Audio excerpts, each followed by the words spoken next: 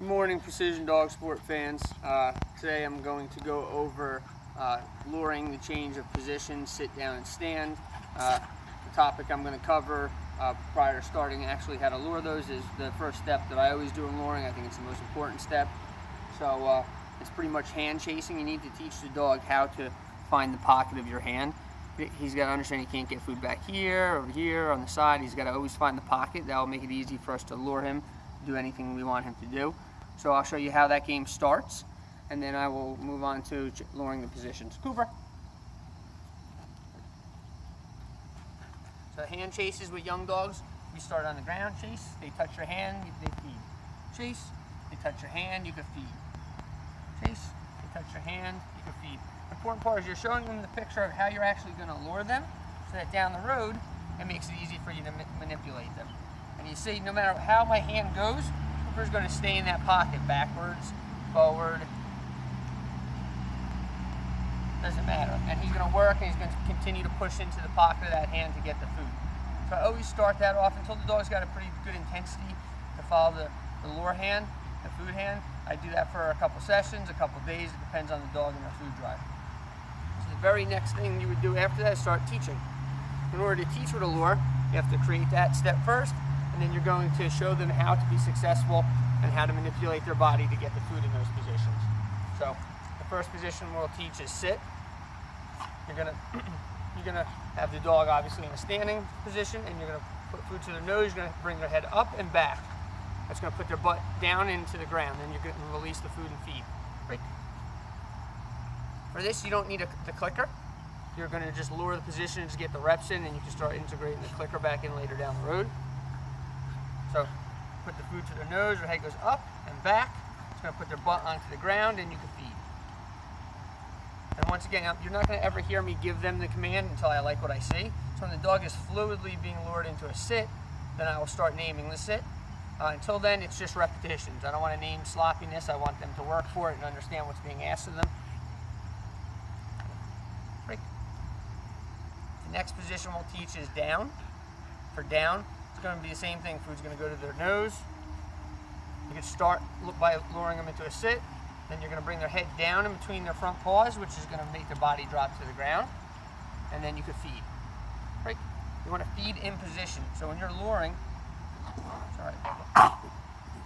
when you're luring, if you lure your dog into a down, by the time you're releasing the food into their mouth, already into a sit or a stand, you just wasted that repetition for a down. You're rewarding whatever behavior they're doing when the food's going into their mouth. Since you're not marking the behaviors, you're just releasing the food to mark it. So from a sit position, it's head down between their legs and down to the ground. So you have sit is head up and back, down is head down between their legs. And the reason why I want to bring it down between their legs is I want the dog to learn to kind of kick back into a down. So I want their front paws to remain where they are, and their back of their body slide back and collapse into a down. Break. Good boy. The third position change we'll go over is stand. And stand, I'll explain it before I do it. I'll come up close to the camera. So if this Cooper,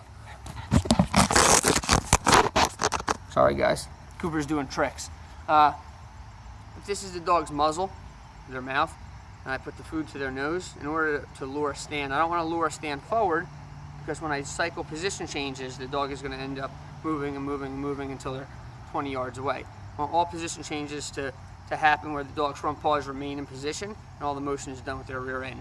So I'm going to put the food to their muzzle, and I'm going to push into their muzzle and make a J motion up. What that's going to do is for the dog to avoid that spatial pressure, they're going to kick their legs out and back to get away from it, kicking themselves into a stand. So I'll show you what that looks like. So, and I would start it from a sit. It's the easiest for a dog to do. I'm going to push it into their nose and J up. You see how the front paws, it's not so important when you're teaching that the front paws remain exactly in position, but you want that motion to come from the rear end. So food to their nose, up and into a J motion.